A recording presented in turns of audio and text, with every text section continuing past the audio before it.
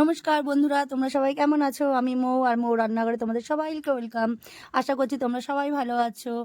আর আজকে শীতও পড়ে গেছে। শীত শীত পড়ে যাওয়াতেই একটু একটু ঠান্ডা পড়তেই আমারও মনে হলো সবাই যখন পিঠে বানাচ্ছে, আমিও একটু পিঠের একটা রেসিপি বানিয়ে তোমাদের সাথে শেয়ার করে নিই। তো সেই কারণেই আজকে বিকেলবেলা আমি আমার মার বাড়িতে যেহেতু আছি, তো মার ছাদেই উঠে গেলাম সমস্ত কিছুটা নিয়ে। তো আজকে ইচ্ছে আছে একটা ওই পিঠেটা যেটা বানাবো, সেই রেসিপিটা সবাই বানায়, পারে, বাড়িতে বানায়, কিন্তু সেটাকেই আমি একটু নতুনত্ব করে তোমাদের কাছে আনবো। তার জন্য নিয়ে নিয়েছি চালের গুঁড়ো লাগবে, বেশি কিচ্ছু লাগবে না। চালের গুঁড়ো, নারকেল, একটু গুড়, আর একটু নুন, আর কিচ্ছু লাগবে না। এই ছোটো অল্প উপকরণ দিয়ে তোমাদের কাছে একটা টেস্টি আজকে পিঠে নিয়ে আসবো, ঠিক আছে? সেটার জন্য দেখো, প্রথমে নারকেলটাকে আমি পরিষ্কারভাবে ধুয়ে নিলাম। নারকেলটা একটা জায়গায় রেখে দিয়েছি। রেখে দেওয়ার পর আমি নারকেলটাকে ভেঙে নিলাম। ভেঙে নেওয়ার পর নারকেলটাকে আমি কুড়িয়ে নিলাম। ঠিক আছে, নারকেলটা যেই আমার কোরানো হয়ে গেল। আর তার থেকে বড়, আজকে আর গ্যাসই তোমাদের দেখাবো না। আজকে পিঠে রেসিপিটা জানি সবসময় মা ঠাকুমারাই বলতো যে পিঠে এইসব জিনিসটা উনুনেই ভালো হয়। তো সেই কারণে আজকেও আমি গ্যাস থেকে পুরো উনুনে চলে গেলাম। তাই উনুনেই তোমাদের এই পিঠেটা রান্না করে দেখাবো, ঠিক আছে? চলো দেখো, এবার আমি নারকেলটা ফাটিয়ে নিলাম। জানো তো বন্ধুরা, আমি ফার্স্ট টাইমই হয়তো এরমভাবে এত ভালোভাবে মানে কি বলবো, অল্প সময়ের মধ্যে নারকেলটা ফাটিয়েও নিতে পেরেছিলাম।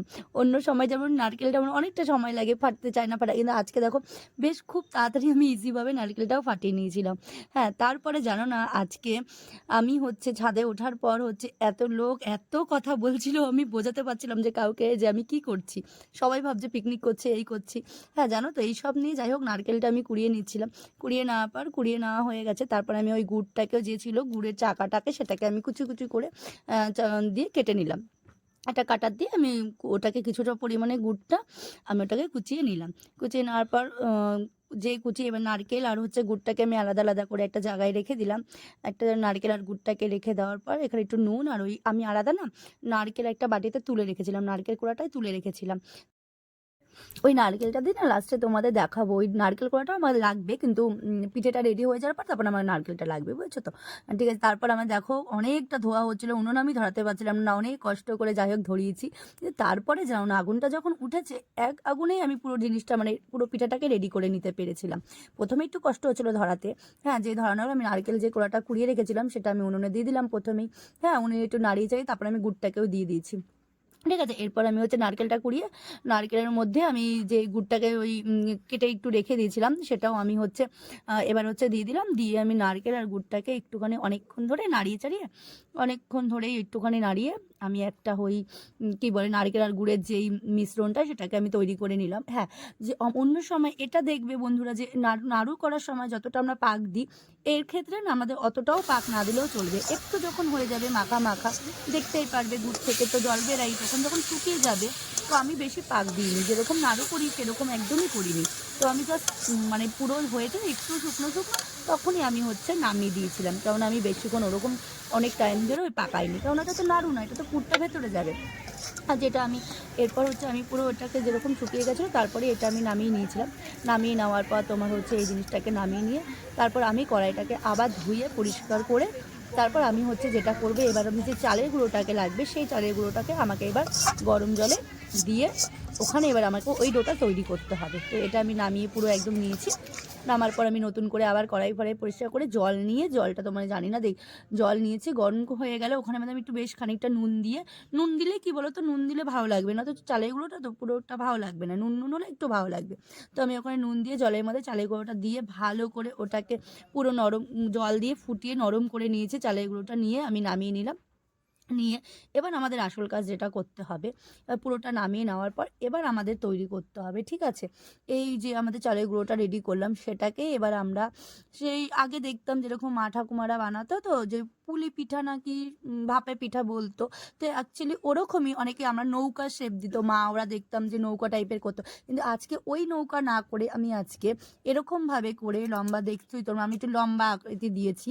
লম্বা একটু নিয়ে ওই পুরটা ভরে লম্বা, ওখানে আমি একটা চাকুর সাহায্যে ওর গায়ে আবার দেখতেই পাচ্ছ যেটা কিছুটা আমি করছিলাম, কিছুটা বোন করছিল। সত্যি বলতে আমি পুরোটা যেহেতু একা হচ্ছিল না, তাই আমি বোনকে দিয়েও করাচ্ছিলাম। বোনও আমাকে হেল্প করে দিচ্ছিল। তো আ ওটা সুন্দর করে ওর গায়ে একটু কাটা, কাটা চিহ্ন দিয়ে আমি আমি ওরমভাবে শেপ দিয়েছিলাম। ঠিক আছে? তোমরা চাইলে এটা শেপ যেইভাবে দিতে পারো, আমি এইভাবে দিয়েছিলাম। আর তার উপরে ১ম এ বলেছিলাম আমি নারকেল কুড়োটা রেখে দিয়েছিলাম এক্সট্রা।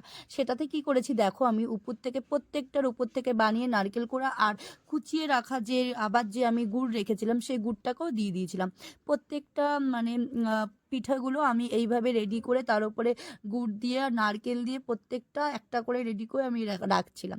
যখন তোমার সম্পূর্ণ দেখো রেডি হয়ে গেছে থালায়, দেখতেই পাচ্ছ কতটা সুন্দর লাগছে। সত্যি বলছি বন্ধুরা যে মানে আমি নিজে বানিয়েছি বলে বলছি না, সত্যি সামনে খুব, খুব ভালো লাগছিল। তোমরা দেখতেই পাচ্ছ ভীষণ। আর যখন পুরোটা রেডি হয়ে গেছিলো না, সত্যি বন্ধুরা আরও ভীষণ ভালো লাগছিল। তো তারপর আমি একটা হাঁড়িতে না গরম জল আগের থেকেই বসিয়ে রেখে দিয়েছিলাম। তার উপরে ঝাঁঝরি যে ফুটো যে গামলাগুলো হয় সেটাতে আমি রেখে দিয়েছিলাম। আমি গামলায় করেছিলাম, তোমরা তাহলে যেটাতে তোমাদের যেটা ভালো লাগে সেটাতেও করতে পারো। আমি এরমই নিয়েছিলাম। নিয়ে জলটা যখন পুরো ফুটে গেছিলো তার উপরে আমি এগুলো আস্তে, আস্তে এগুলো একটা করে বসিয়ে দিয়েছিলাম। দিয়ে যখন সবকিছু আমি বসিয়ে দিয়ে ওর উপরে একটা থালা ঢাকা দিয়ে রেখে দিয়েছি। হুম?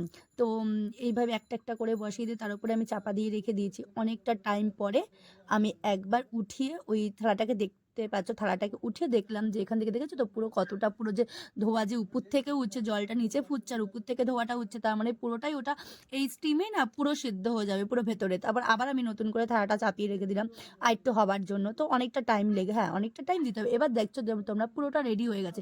দেখতেই পাচ্ছ গুড়গুলো একটু গলে গেছে আর ভেতরে যে হয়ে গেছে জিনিসটা তুমি উপর থেকে দেখেই কিন্তু বুঝতে পারা যাচ্ছে যে জিনিসটা আমার পুরো কমপ্লিট হয়ে গেছে। এবার আমি পুরো একটা সুন্দর করে সাজিয়ে নিয়েছি একটা প্লেটে। দেখতেই পাচ্ছ হওয়ার পর, রেডি হওয়ার পর কতটা সুন্দর লাগছে বন্ধুরা। তোমরা দেখতেই পাচ্ছ আমার তো ভীষণই ভালো লাগছিল। ঠিক আছে? এতটা সুন্দর লাগছে, খুবই ভালো লাগছে। দেখুন বন্ধুরা, ভেতরটাও দেখেছেন পুরো একদম সিদ্ধ হয়ে গেছে ভালো। চমচম পিঠেটা কেমন হয়েছে আপনারা বাড়িতে এরকম বানিয়ে দেখবেন। ভীষণ, ভীষণ ভালো হয়েছে। মানে দেখতেই পাচ্ছেন পুরো একদম। আর এই এত গার্নিশ উপরটাও দেখতে এত সুন্দর লাগছে না, পুরো একটা নতুনত্ব পিঠেটা। নতুনত্ব না, নতুনত্বভাবে করেছি সেই জন্য, কিন্তু এরকম আমরা সবাই করেই থাকি, তাই আমি একটু অন্যরকমভাবে করলাম। ঠিক আছে? ভালো লাগলে বাড়িতে বানিয়ে মানে খাবেন। আর শীতের শুরুতে শীত পড়েই গেছে, তো আশা করছি সবাই বাড়িতে পিঠে খায়। তো এরকম একটা বানিয়ে দেখো, যদি ভালো লাগে ভিডিওটা একটা লাইক, একটা হচ্ছে কমেন্ট করে দিও, আর প্লিজ প্লিজ একটু সাবস্ক্রাইব করে দিও। ঠিক আছে তাহলে।